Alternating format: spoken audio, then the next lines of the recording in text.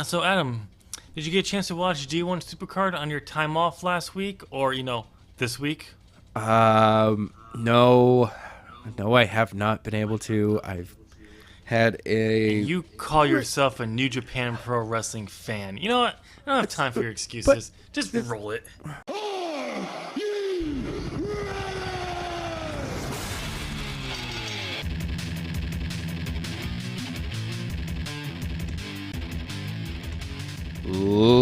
ladies and gentlemen, welcome to a brand new episode of As the Buckle Turns. I'm Adam, I'm Tim. and this week we've got just a lot of news about WWE concerning WWE and WWE-centric stuff this week. All right, where are we? So this is gonna be a great episode because we have to talk about those puny indie programs out there. But In other words, it's gonna be a bunch of us complaining. yes. So finally, an interesting show for me. I actually get to bitch for a while. All right, well, let's jump right into that. Since the internet blew up with this, CM Punk has returned to pro wrestling. Kind of. Maybe. Yeah. So we're getting rid of the one story that we don't bitch about. Yes, exactly. Might as well get it done Get it out right of the away. way. Okay. Which is probably a good thing because if we saved it for the end, I don't know if I'd be able to pull back from that bitching. Exactly. Yeah. But yeah, so apparently last weekend, CM Punk under a mask ran into interfere in a match. Where was it? In Wisconsin. Yes, he knew both the people in the match. He picked up the guy who had a steel chair ready to hit the other one and delivered a GTS, and then put the guy on top of him and then ran out. Yep. And if you because it's about a 40-second clip. It's not that long. If you notice, no one, when he hits the GTS, there's a quick moment where you can kind of see one or two people go, wait a second, I've seen that before. And then he's out of there by that time. There's actually a few people, when he's putting the guy on there, there's a few people who did say CM Punk. It was more of a chant, like a CM Punk, not that this guy is CM Punk. It turned out it was CM Punk. Because he hit the GTS. And they're like, oh, yeah. CM Punk does the GTS. Yeah. Because we clear people, it was Kenta, formerly known as Tommy in WWE, yep, who used that. Punk took that move and kept the name out of respect for him. So there's other people who use it. So let's just be clear on that. Exactly. But, yeah. Wrestling Inc. has confirmed it was CM Punk under the mask, and some more details have come out about Punk running in under masks over the last several years. Yeah. Supposedly the first appearance by Punk doing this type of thing under a mask, helping a friend. It was back in 2015, and he's been doing it since. Pretty much ever since he left WWE. Yeah.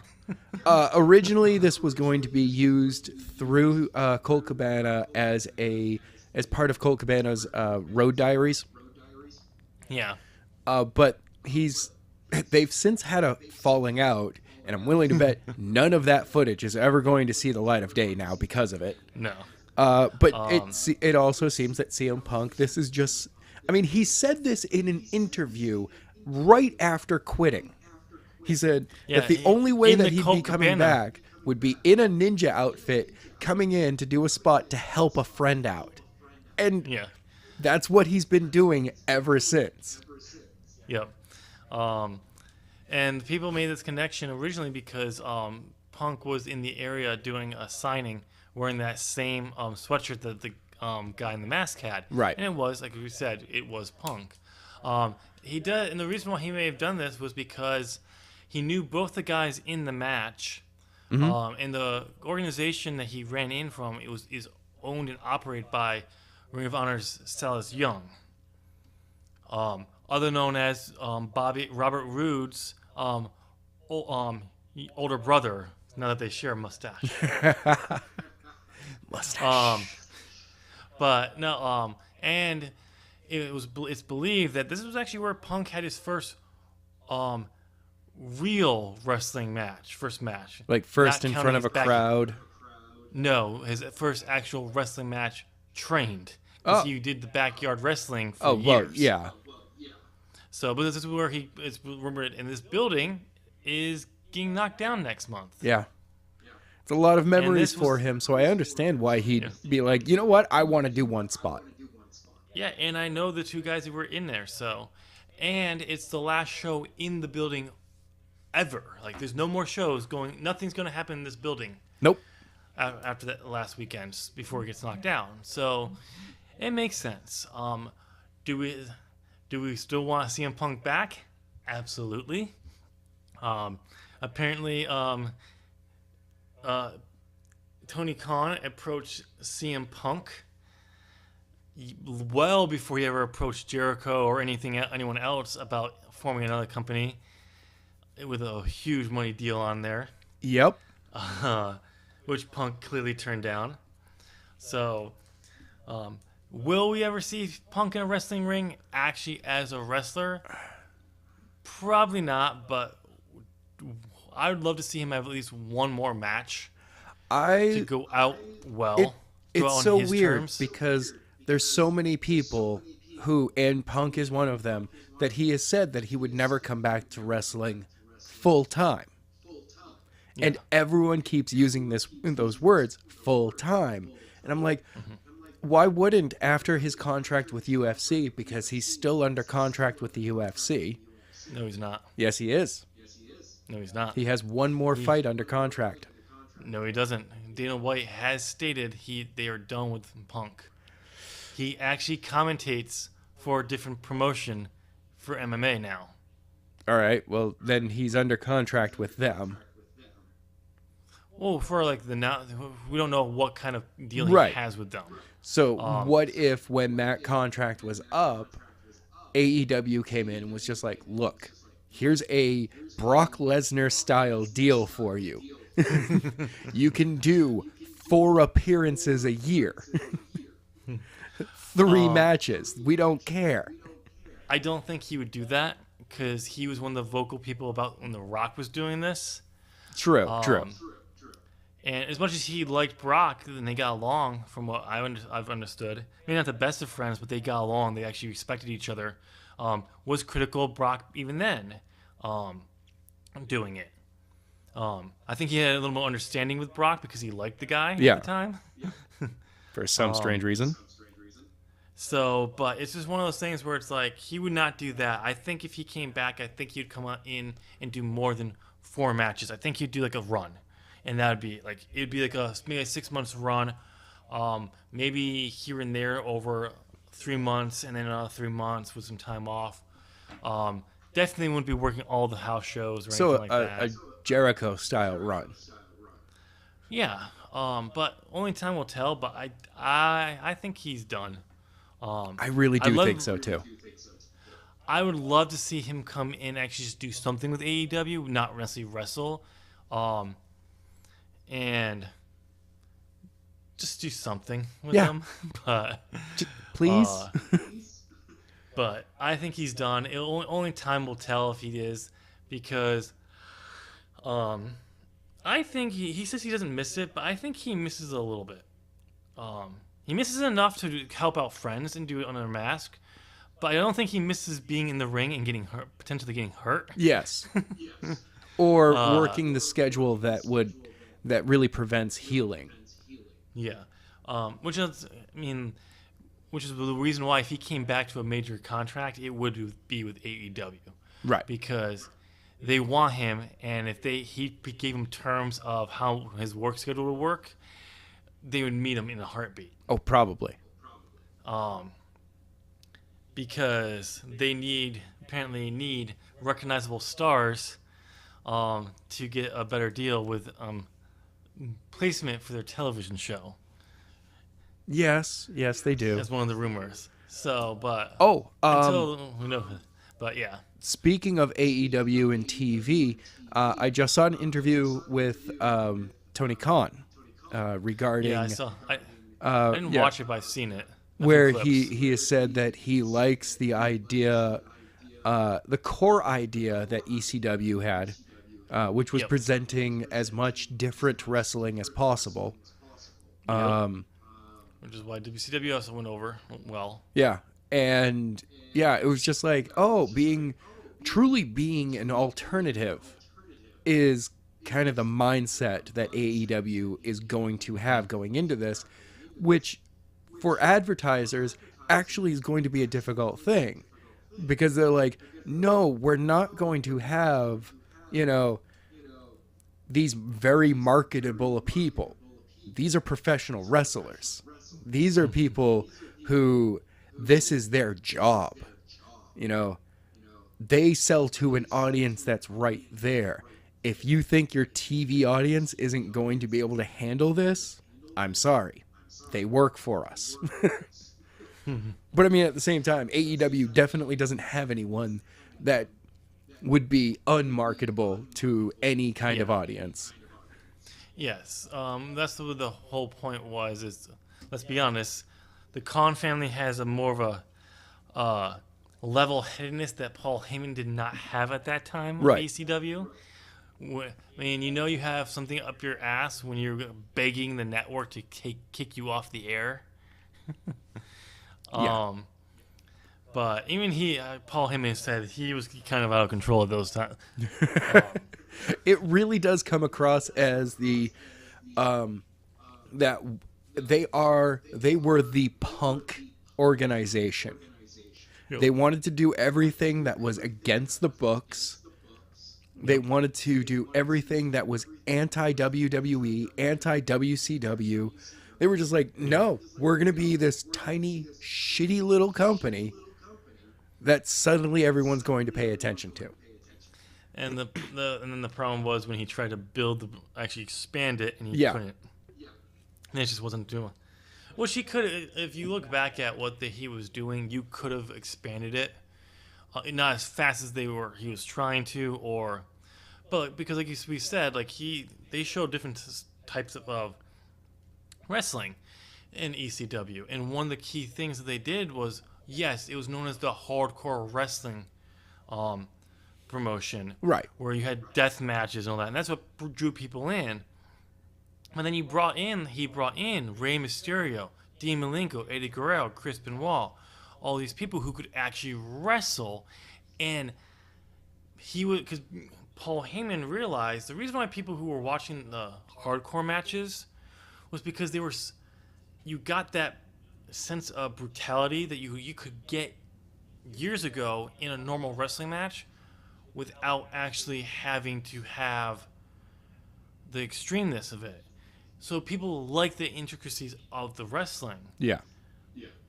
But we weren't getting that, so they went to more extreme measures. When you brought people in who could actually do the old style and have a really good match still, he knew they were going to like this. It may have taken a little bit to draw some of them back into that, but it worked.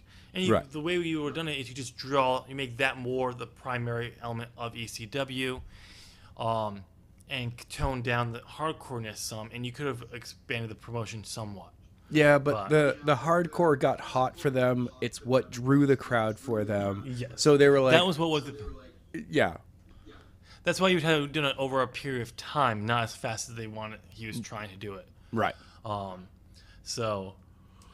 But, yeah, I mean, and Tony Khan seems to he knows what he's looking for, and he's probably ran it by the Young Bucks and Cody, who was like, I know exactly what you're talking about. I know exactly how we can do that differently. Do that same thing, but do it differently and still make it new and fresh. Mm-hmm. And probably pile their own ideas on. And so it'll be interesting to see how it goes about. Well, I mean, a good example of that mindset, really look at the show that was All In. It was, it was a brutality show. you had people in penis costumes. You had the ridiculousness of that as well. So you had the comedy. You had, Yep. I mean, you look at Kenny Omega and Pentagon Jr.'s match. That's brutality. That's an ECW match without the tables, the chairs, the broken glass, and all the blood. And that's what I was talking about. Like why people turn to ECW. That was the kind of stuff they were into. They wanted from their wrestling, but weren't getting anymore, and so they had to go to the next step of it, more adding the tables in to draw people in. When they saw that, that's what drew them in. But you can still have. That's another way they could have done it with ECW. Have those brutality matches without the things to expand the market. Right. In another way, but again, it would have been over a period of time. But yes, and speaking of ridiculousness. Let's move on to a rumor this week. Oh, yes? What is this rumor? Apparently, WWE is interested in one Joey Ryan. The E is interested in the D? Yes. And by the E, we mean Vince is interested in Joey Ryan's D. Wait, Vince? I mean, I can see, Triple H because, I mean, outside of the penis plex... Dude, it was Joey just plays a smarmy, slimy kind of dude. Dude, it was a gay joke on Vince. Oh, pay attention. I didn't catch that one. I'm sorry. Yeah, right over your head. But yes, this is a rumor that when it's going out that he was offered to come in and work for NXT for a couple of years and then transition into a coaching position, down in the Performance Center. The response was that going around was that Joey Ryan said if he was 29, he probably would have taken it. Yep. But at 39, he's not taking a pay cut from what he's making on the independent scene. No. Not even to work for NXT. No. Now, I have a feeling if Triple H could afford to pay Joey Ryan the money he was making, or close to it, he would offer him that because definitely. But we all know that NXT is currently a money loss for the company because they don't have a TV deal. Right. Which is why one of the big important things with AEW getting a TV deal. You can't get to that next level of competition without a TV deal. A good TV deal, let's put it that way. Because Impact has a TV deal and they're nowhere close. Well, it's weird too, though. Like you have a small. Well, never mind. I'm sitting here going, like Defiant / WCPW, but they're small and they work within the indie circuit instead. Yeah, and they work in their country too, outside of YouTube. Yeah. But no, it's interesting that there was that. It would be hilarious. I would love to see if they could at least come to some kind of terms to Joey Ryan to come in and work a match at least. Oh, that would be cool.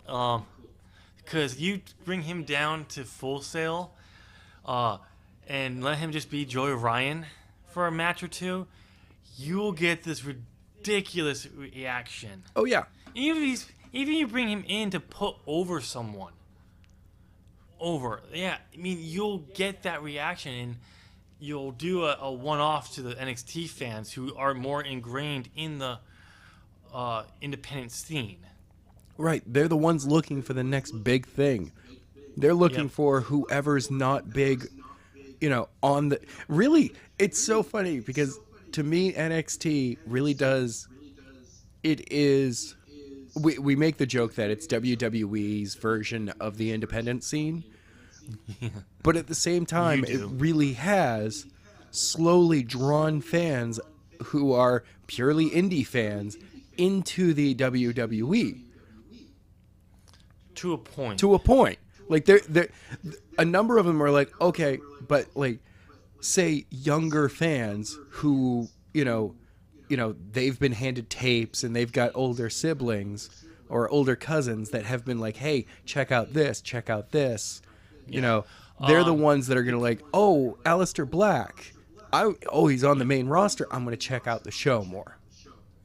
Yeah, the idea is that like it has brought in some of the independent fans, but it's mostly the people who are already WWE fans who are sick of the main roster who may have left Yeah. and were on the indies who have come back, but they pay more attention to NXT than the main roster because they still aren't getting what they want. So it's us from like 3 years ago. Yeah, I think that's actually a pretty good segue into a story, one of the stories. Yes, what's that? So there's a rumor not a rumor, actually a story going around that WWE officials are going to start to listen to fans somewhat more. Really? And, Sorry. Yeah. Sorry. That's the greatest joke you've ever told. And you've told a lot of jokes that end with my face. Yes, and I have, and they're great. But I agree, this is a better joke. And this story will actually lead into another story we have in a second. Yes. But I'm going to read you what it says. This is coming from WrestlingInc.com. It's only a paragraph and a bunch of other smaller stories. Mm-hmm. But it says this. WWE officials are reported trying to listen to fans and not look like the bad guys these days. The company is reportedly doing more focal group work than ever before in an attempt to try to identify why their ratings are down, why there have been declines in live event business, and what they need to do to keep the fans engaged with their product. Furthermore, it is noted that the WWE officials are fully aware that there is a new wrestling war, presumably with AEW. They don't want to come across as a bad guy promotion, which will give the opposition the role of wrestling fans to rally behind the opposition in somewhat like a protest vote. You want to listen to WWE, your fans more WWE? Don't hold your talent hostage, idiots. Yep. Before we go to the next story and I explain my comment, Adam, what's your thoughts on this? Look, I think it's a good idea that they're doing this. But the problem is a lot of the problems with the product are ingrained problems with the system of producing that product. AKA Vincent Kennedy McMahon. It's the system. They need to change the system and completely start new, basically. Change the system. I don't think you need to change the system as much as you think. And if you change the system from start over, it would cause more havoc than not. But you do need to change the system, but you could do it slowly. First off, show you're going to listen to fans by no more part-timers outside The Rock if he wants to come back for a thing. Yeah. Because we know no matter who you are in wrestling, if The Rock comes back for a match and we're given a heads up and we're told about this, we're going to be about this. Yeah. We're going to enjoy it. As long as he doesn't keep coming back like Brock Lesnar did for the longest time, taking a spot from someone younger, but a one more match with The Rock, that's different. I also feel no more that part-timers. Well, for me, the biggest thing, if you are going to continue having part-time wrestlers, don't put championships on them. Oh yeah, that's a key. Because they should not be part of that scene unless what you're doing is a short run, like Goldberg. Yeah, Goldberg. I mean, it still was sucked that they sacrificed Kevin Owens to Goldberg for that, but it was a short run. It would have been better if someone else who was a full timer took the belt off of him, not Brock Lesnar. This is past me would have crucified myself at the time for saying this. Roman Reigns could have done it. Yeah, I know. So I would have crucified you too back then. I still would crucify you. But yeah, it would have been better if Reigns won it there from Goldberg. We would have been pissed off about it, but it would have been better than Brock Lesnar holding it again. Exactly. So no more part-timers. And there's other things. There's so many more things. Just go back and listen to any of our podcasts where we bitch and complain about the problems with WWE. They still haven't fixed these things. and there's a reason why they're losing ratings. But let's go back to my comment that I said, don't hold your talent hostage. Well, there's the ongoing story with Sasha Banks, which we'll tag in a second. But let's talk about Luke Harper. Yes. Did we wait before we go there? Did we cover this last week? I think we did, right? He had asked for his release. That's all we knew at the time. Yes, that's what I wanted. I want to make sure we actually did that. But just to recap, last week, Luke Harper went on to his social media and posted basically a love letter to WWE, saying, "Look, you guys, I don't have anything to offer you at the moment. You guys don't have anything to offer me, so I want to leave and do my thing." Being thankful, polite, professional. Yeah. Saying and this was him telling the people, but he also told the company he wanted to ask for his release.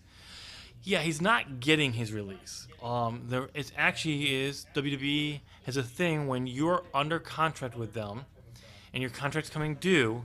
If you are at all injured for a long period of time, they can add extra time to your contract to make up for that because you were not wrestling. This is exactly what WWE is doing to Harper. His contract was up in November. He will now not be available to get out. His contract will not be expire until this time next year, about WrestleMania time, after WrestleMania. So this is why I said don't hold your talent hostage. There's another one with Sasha in a second, but oh my God, you don't want to be looked at as the bad company, and then you're doing this. This is exactly what you're doing. You're being a bad guy here. The idea is that the reason why WWE is doing this, and we'll be doing this something similar to Sasha, is to make an example to the rest of the talent that you don't go public with your grievances, your problems. See, the people problem have been doing that lately, and while those people got their releases, they're like, no, we don't want our talent who want to leave to keep doing this because Vince doesn't want the company to look like his talent wants to leave. But you also don't want your talent. There's a ton of talent that wants to leave. Yeah, and you also don't want your company to look like you imprison your talent there as well, which is what you're doing. Because now it just, for me, it was it brings up a joke that Matthew Botchamania put up on Twitter, and it was Luke Harper. I want to hold on. Yeah. Do I need to get the censor button? No. We're whatever we want to be. We're PG-14. I'm allowed like 6 swears instead of 3. Fuck. Oh, goddamn, no. Son of a bitch. No, it's Luke Harper asking for his release. WWE. No. WWE again. Hey, Luke Harper, can you do this live promo? Luke Harper. Fuck shit, cunt. Vince sucks. I'm out. Bye. No, WWE, you're fired. Luke Harper. Thanks. Thank you. Thank you. I'm like, that's the worst part when you have now, like, the way, like, Sasha Banks is disgruntled about the way she's being used. Okay, whatever. Luke Harper put in his, like, that's very well written. Like, that is a person who's going, I really don't feel like I have anything I can give to this company regarding my performances. Yeah, and not what they're doing.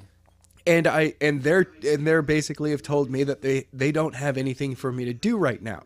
So I'd like to be released so I can actually go wrestle. Yeah. Not do sketches. Yeah, and let's bring up Sasha now, because the whole there's been some development on her situation, as there have been talks this past week about trying to get Sasha to come back Okay. Who she was determined to sit out her contract. Yeah. And she said, I'll come back, but there's gotta be changes made going forward for her to come back. And Vince is basically saying no. because I'm pretty sure it probably hasn't involved people that Sasha has had problems with in the past. Probably. Alexa Bliss, we know they do not get along. They actually had an incident over the WrestleMania weekend. And I You need to make sure Alexa. that she is turned off before you talk about Alexa. Shut up, Alexa. But no, it's for that, and like Vince, I'm pretty sure is basically like, no, you're talent. You do what you're told. And I mean, I don't know. We don't know this for a fact, but they're not agreeing to her terms. She's not, and she's saying no. Then I'll just sit at home. I'm not gonna come and do stuff to help you out anymore because I'm that sick and tired of your bullshit. Which again is that WWE can freeze her account because she's not wrestling, and she has a long time left on her contract. Yes. Apparently, like 2-3 years. So it was like last year she signed a 3-year deal. Yeah, so she's about 2 years, a little bit more than 2 years left. So, I mean, personally, if she really wants to get out of her contract, Sasha, call up Phil Brooks and ask him how to get past the independent club. How you're no longer actually what is it, the term that they're John I Oliver have was talking no about. idea what you're talking about now. You are straight up rambling. What was the what's the independent contractor? Figure out his loophole around that and tell it to your lawyer so he can go and get you out of your contract. Yes. Because I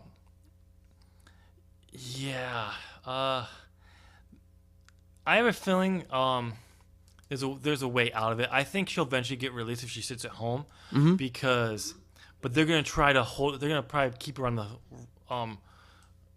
off the road and out of people like the earshot for probably a year, like they did Pac. Oh yeah. Because it's not known if it was Pac's contract expired or not, but there were definitely instances out there that he was free to work where he wants, not because his contract expired, but it's like that was the terms they came to. That's what I kind of heard. Oh, okay. But it could also be his contract expired. No one really knows. No, because it hasn't been talked about. He didn't say why. He just said, "I'm free to work wherever I want to." When it came out, so there could be the same thing. They may hold her in there for another year just so they can think they're damaging her. I know. I don't get what WWE. You telling your talent that we're gonna keep you off TV until your contract does is gonna hurt you, and you're not gonna be able to get bookings. You're talking about people in the wrestling industry who have long-term memories, unlike Vince. Yeah, I know. Who thinks we're still stupid. We'll remember who they are. We'll actually be keeping track of them if we don't see them on TV, if we really care. So when they actually can wrestle again, we know where they are and we can pay attention to them. Right. So it's just like, if you don't want to be the bad guy and you're running out of time to make this a good impression with the fans, you have really until October when AEW's TV deal happens. Yeah. But you kind of have only until, really, Double or Nothing. Oh, that's May. Yeah, because while they may be a pay-per-view and there's a few shows, that's the official inaugural show of AEW. That show is going to be what fans are going to use to evaluate the product going forward. Yeah, let's go right down that line. It's Double or Nothing, Fyter Fest, Fight for the Fallen, and then All In 2. Then October it comes. Yep. We still don't know when All In 2 is going to be held. We just know it's going to be in the fall. Right. I do believe they're going to be shooting for September again. Yeah, the rumored date was the end of August, but I think they'd probably aim for the same time like they did this past year. I like the beginning of September. Yeah. So, But that's right there. Right there are 4 shows. Fight for the Fallen, I think it's going to be more of the what it is. We'll get a show out of it, but I'm not expecting big storylines or anything like this. No. It's a charity event. Yeah. But it'll be another way to show what they're doing, and we'll start evaluating this. Double or Nothing starts that. We'll get that sense. Every show they do that gets rave reviews, headlines, is going to, and you keep pulling this shit that you're doing, like holding talent in who don't want to be there, you're just starting to make it harder and harder for you to not be the bad guy. Yeah. You're going to fall into the trap that TNA fell into. Yeah. And let's be honest. When you had the Monday Night Wars last time, there was no bad guy promotion. No. It was who had the better program. And you won out because you started listening to the fans and it paid off. WCW listened to the fans to a point, but they got so wrapped up in the NWO storyline, they didn't really know what to do with it after that. They didn't know how to use these guys going forward and all that. WCW fell into a quagmire that was NWO, and both became bloated beyond like anything reasonable good. But it also wasn't just the NWO. It was also the years of bad management and stuff for years building up into it as well. If they had a firm basin to go upon, I don't think it would have been an issue. I don't think they would have fallen off like they did. I think they would have been able to keep up with it to a point. They eventually would have lost. I kind of feel, though, that if Ted Turner had never walked away, if Turner had stayed like in actually charge of it, I think it would have survived. Yes, for a while at least. I really do feel that like Turner would have allowed the entire product to continue to evolve and eventually decide, win or loss, to move their show, or Raw moves. Somebody finally decides to move. And I think today we would have had 2 major organizations. We would have been talking about WCW and WWE to this day. I don't even think with a firm ground, even if Turner stayed there, because when Turner was still there, it was bad. That was bad. That was the mid-90s. No, I'm talking about like even when before the deal came out, before they sold it, when Turner was still in charge, because after the buyout happened, they were still owned by AOL Time Warner for a little while before Vince bought it out, but that whole time Ted Turner was still in charge. No, he used to be. He actually, when the merger between when Warner and AOL had to come together, what happened is he had to give up a bunch of the TV properties, and that was one of them. I'm not talking about that. I'm talking about that's what I'm talking about. Before that happened, he was still in charge of before that merger happened. Right. And it was terrible. It was okay. No. You had amazing matches from Ricky Steamboat during those era. No, I'm not talking about that. No, I'm not talking about that. The Time Warner merger didn't happen until the beginning of 2000s. Time Warner did not own that during the Monday Night Wars. They owned it. Came in at the very end. No, the merger they got rid of it. Of Warner and Time in '94. Oh, 94. Oh no, that's 94, when it was the mid '90s that he had to give it up. He gave it over. He didn't. to another person. You want to know how I know he didn't? How?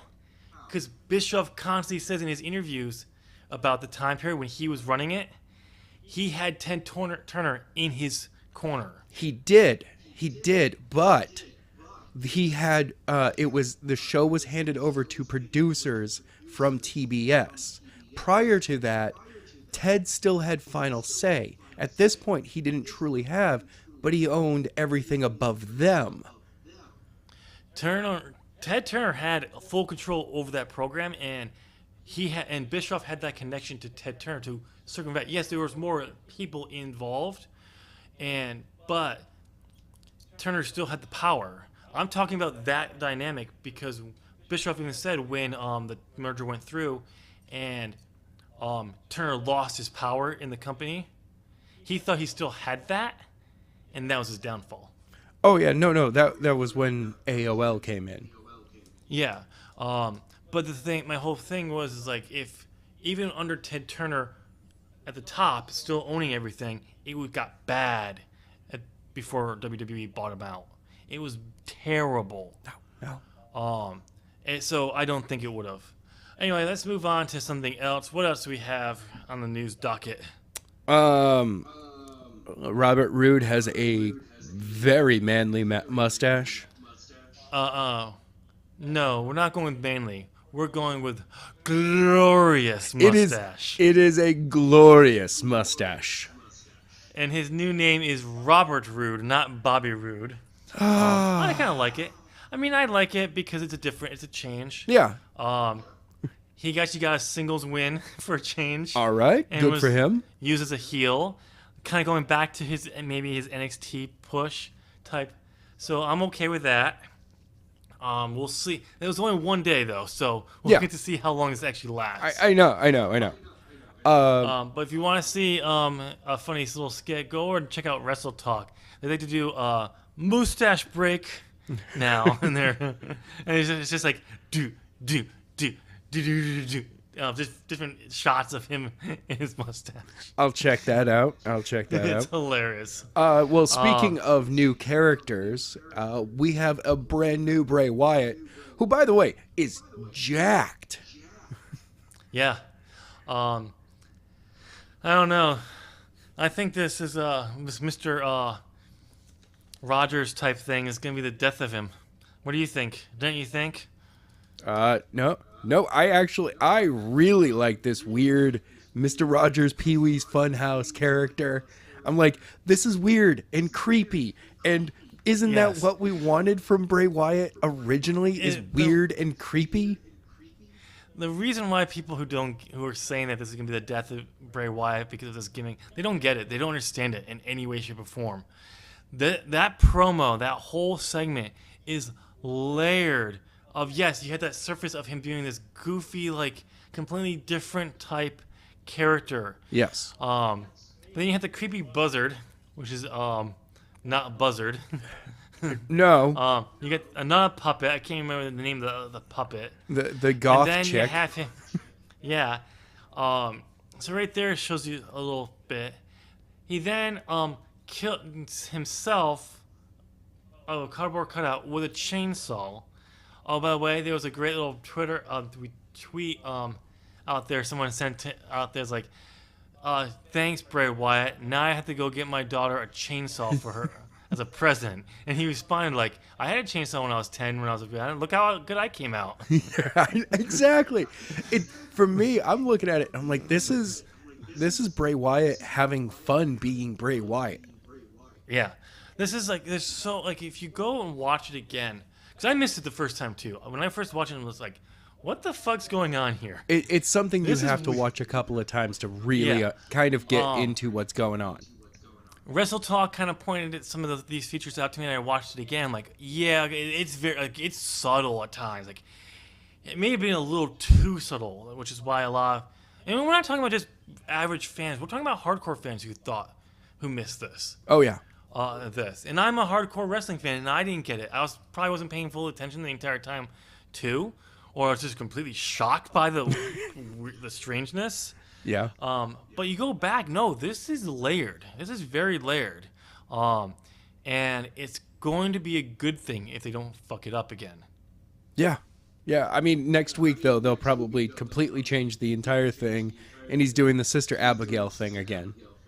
Oh, no. It won't be a Sister Abigail thing. All this sinisterness and multi-layerness will be gone. It'll just be the cheesiness.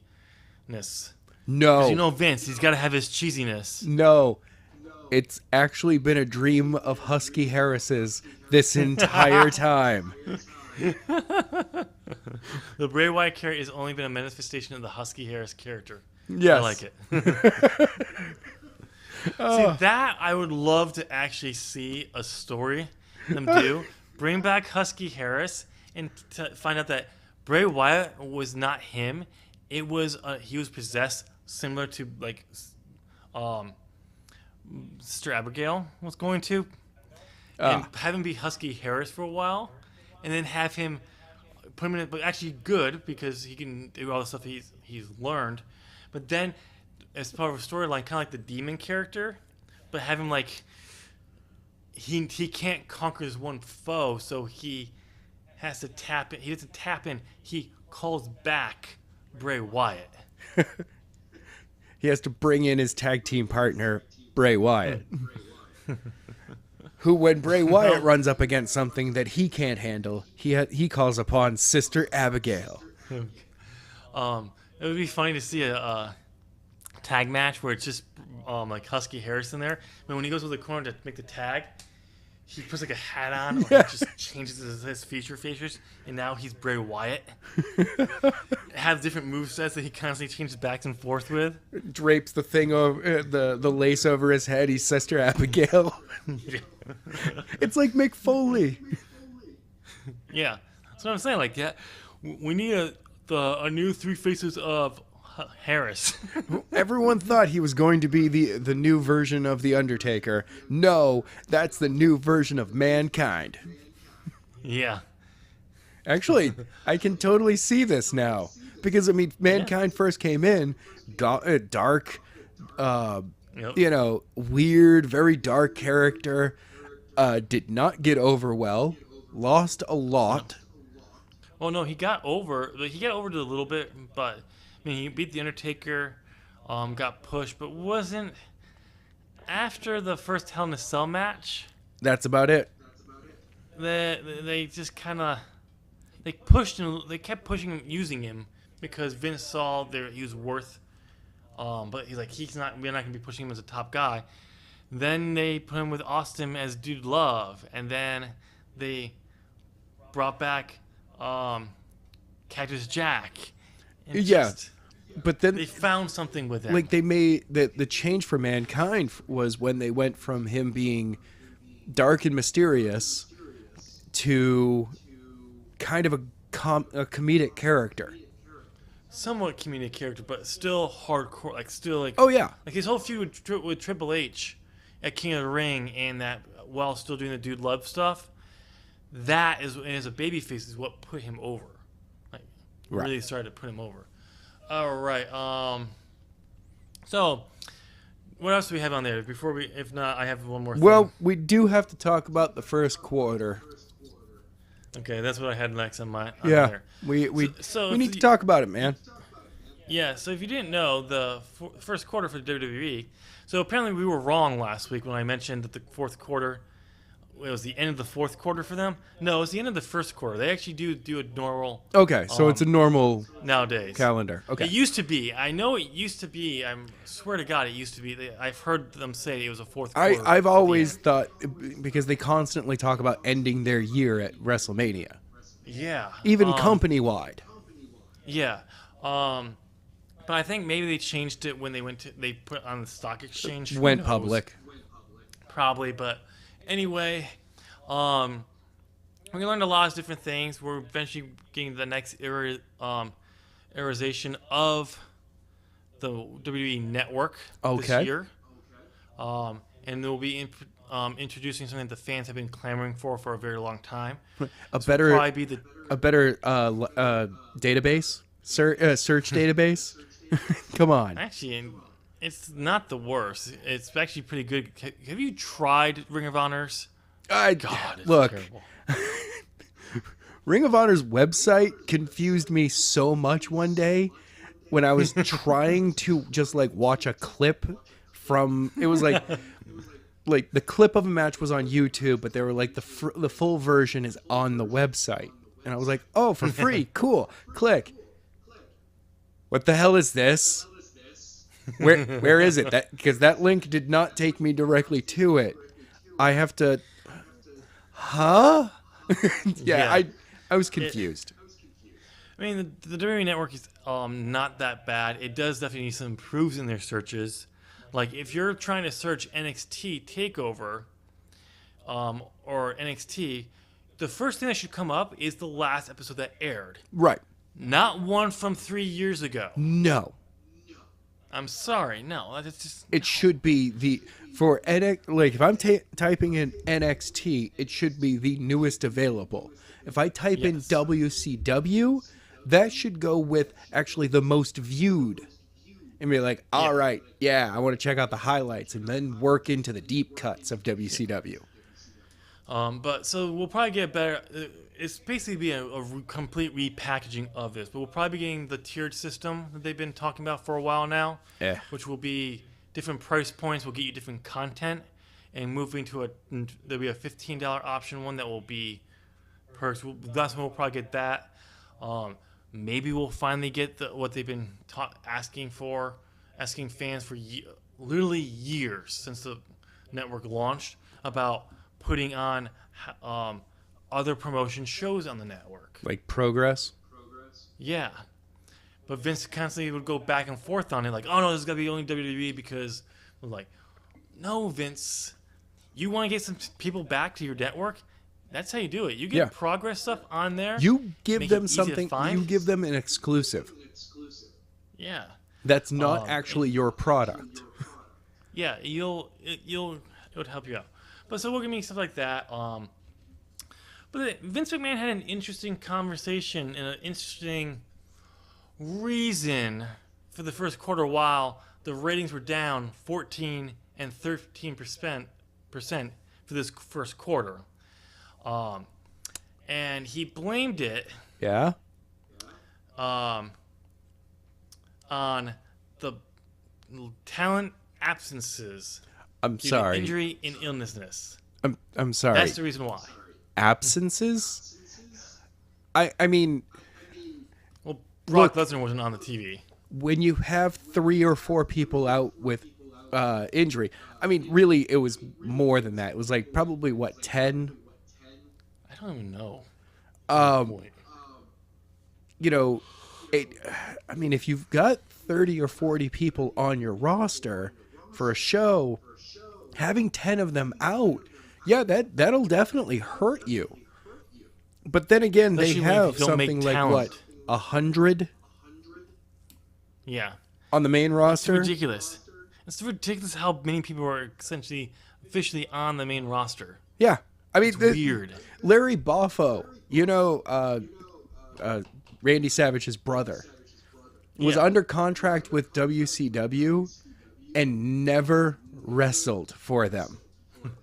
He was under contract with them for a long time.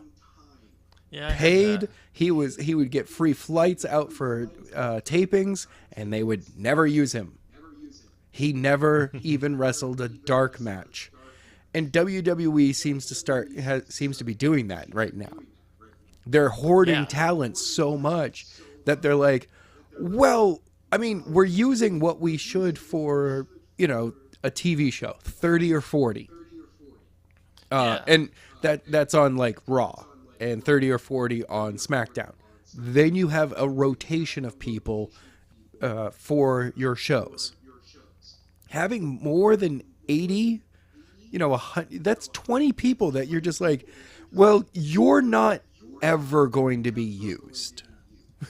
Yeah, it's like it's ridiculous. We have you under contract, so you're not working for anyone else.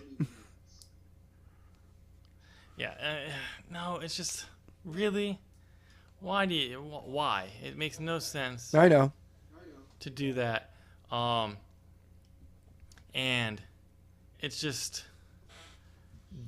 oh my God, it's dumb. Yeah, it is. I mean, you want to say, Vince, when you want to use this as an excuse to say that your ratings are down because of lack of recognizable stars, then start making new stars. Yeah. So when you have issues like this, people recognize people still, because that's the reason why. But it's not because talent is injured. It's because you're giving us boring and same old shit you've been giving us for years, and then you come out in December and say, "Oh, we're gonna change things," and you don't change a goddamn thing. You are so right. All right.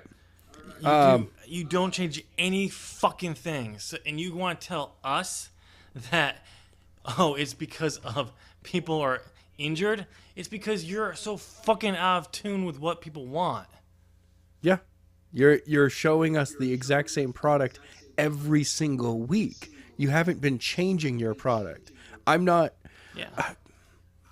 I want to tune in and go, "Oh, okay. Hey, I know what the championship picture looks like, and I know who's in that top tier, the main event people." Yeah. Okay, I know what that looks like. I know what my mid card looks like, and I know what my lower card jobbers look like.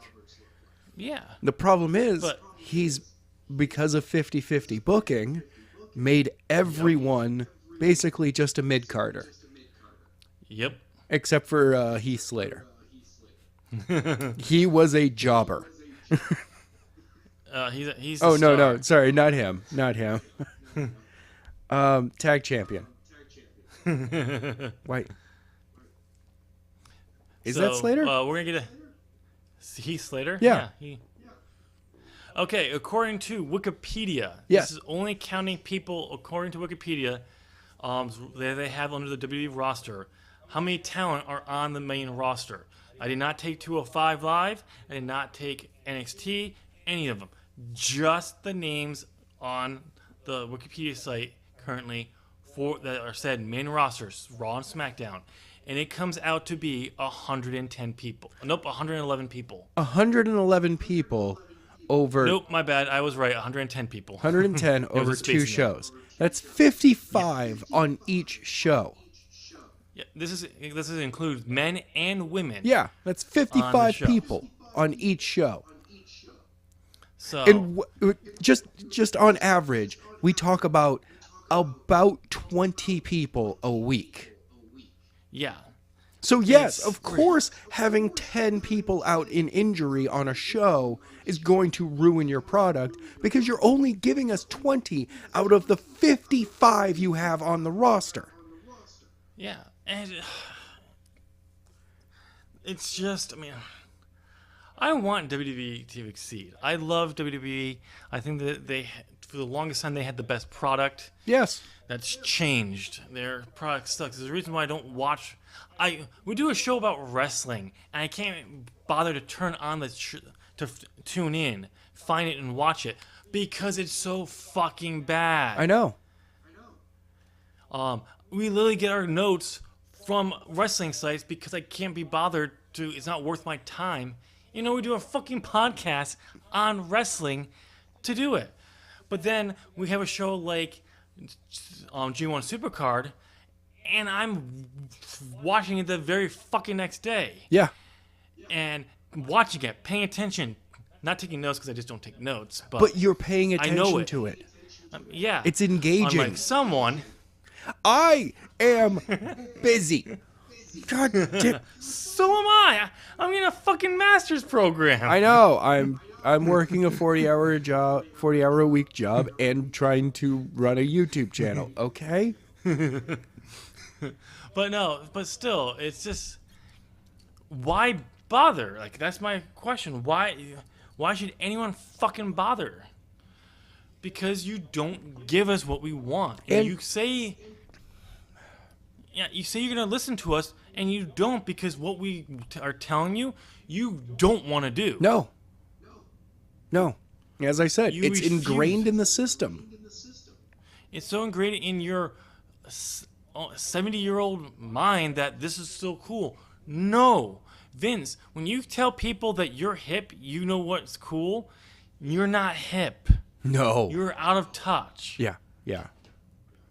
But the problem is there's no one to show in the States another product right now that is beating anybody in the ratings. So he's been able to just coast forever. Speaking of ratings and having monster ratings, this past week, AAA out of Mexico the company that I have said kind of is a botch fest. You know what? Triple Mania can be a botch fest of a show because it's weird. But they drew when the Young Bucks and the Lucha Bros went head to head for the AAA title. Tag team titles. And the Young Bucks have won. They have the titles. Yep. Now the titles are going back up for grabs with the Lucha Brothers again at Double or Nothing. Yes. They drove 5 million views. 5.4. 5.4. Yes. Beating Raw and SmackDown in Mexico. Yes. Well, people could probably say like hardcore WWE like, well, it's Mexico. It's down there. They're just gonna do what they want because it's wrestling from Mexico. No, this is a wrestling show that's drawing a larger audience in its home country than Raw and SmackDown in its home country. Yeah, it's going to show you the difference. That even I don't even know what the ratings are for Mexico and WWE.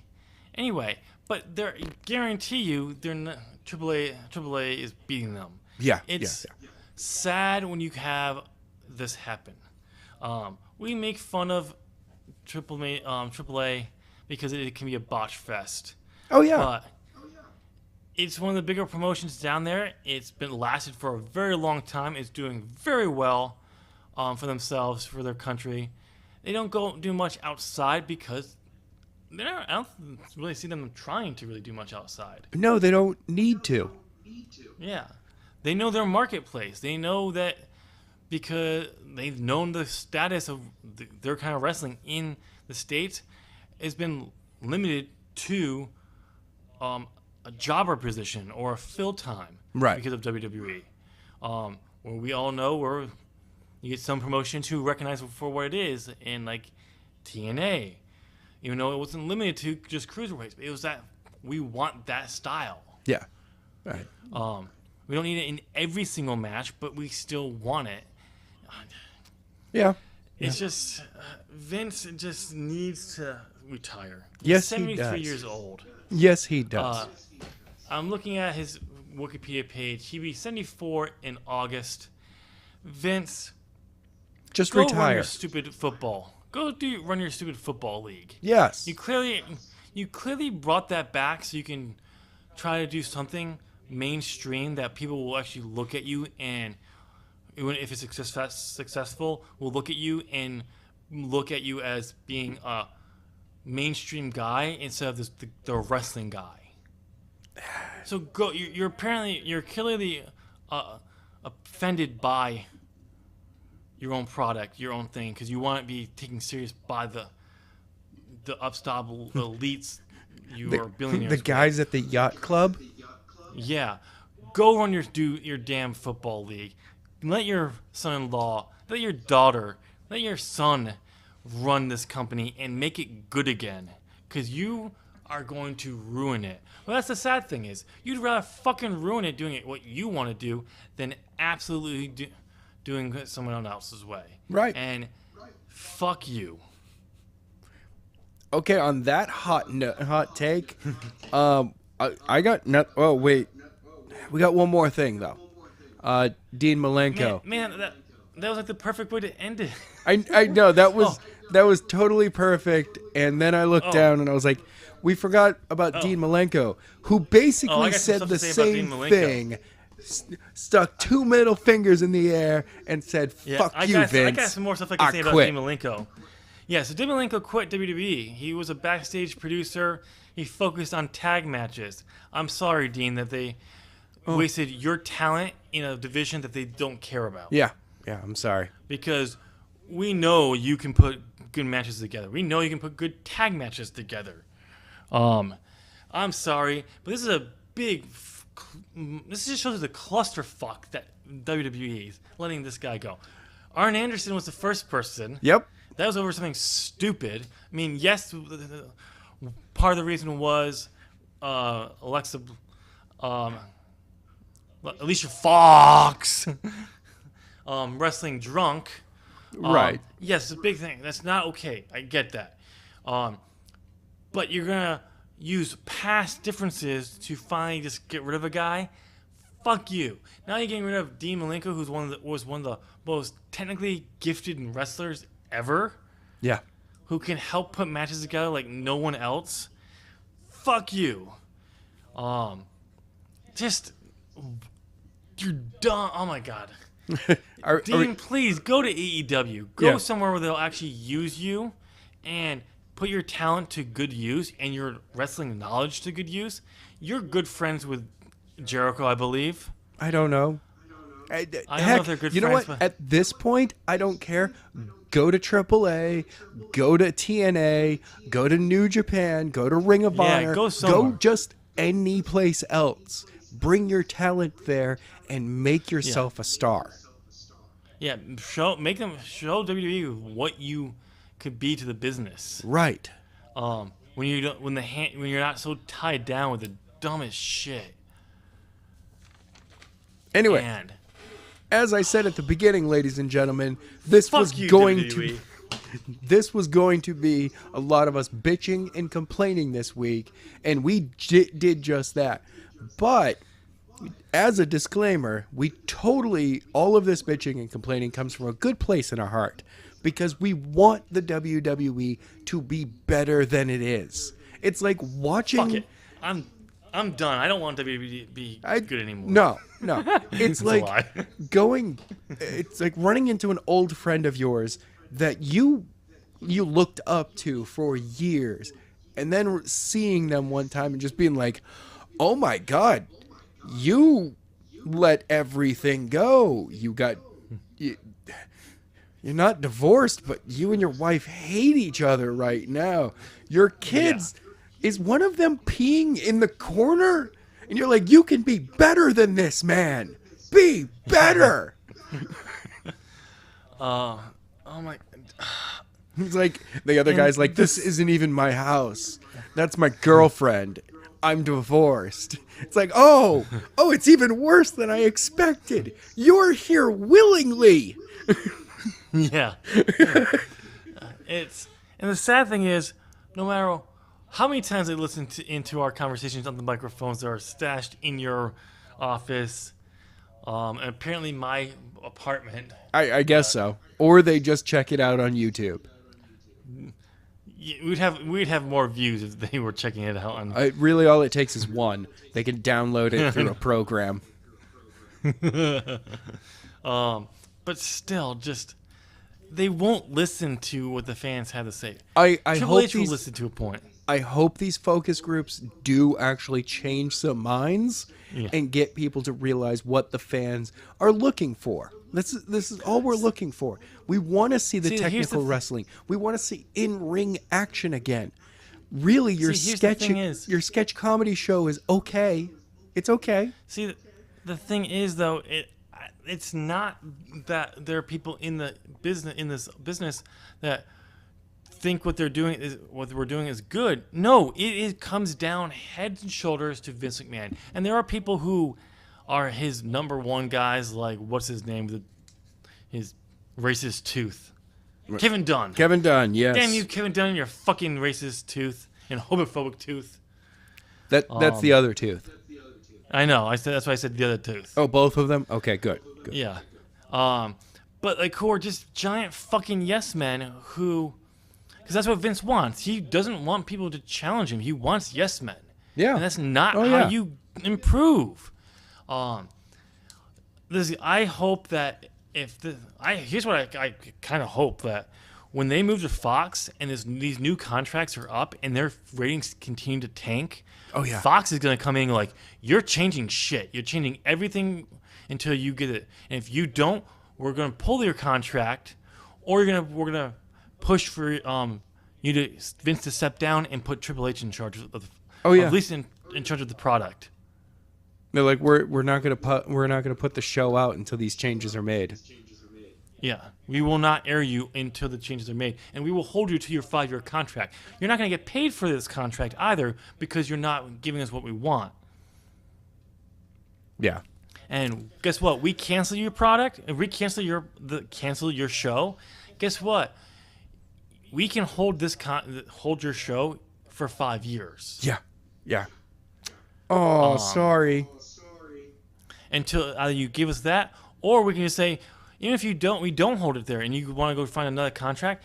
Guess what? That's still going to be weeks where you're off the air. This show is off the air, hurting you, costing you money. Yeah.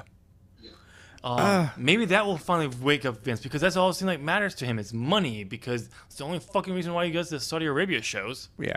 Anyway. Ladies and gentlemen, Tim. Let us know down in the comment section how much of your thoughts on WWE and the stupid shit that they're doing. We'll give you full chances to rant. Heck, if you want to rant against us, go right ahead. Yeah. Just know, let us know. I hold every right to rant back against you and tell you to your face that your face sucks. Kind of like Adam's. I'm glad that's going to be done through your account and not mine. Oh, no, I'm going to do it through your account. Not the official account.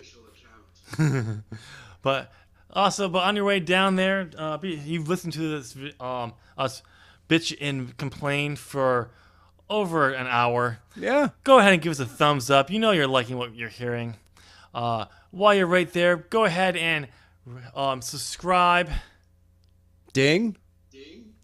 Ring the bell. Ding, ding. And get bent. Adam. Yes. Your face. Oh. WWE, your face.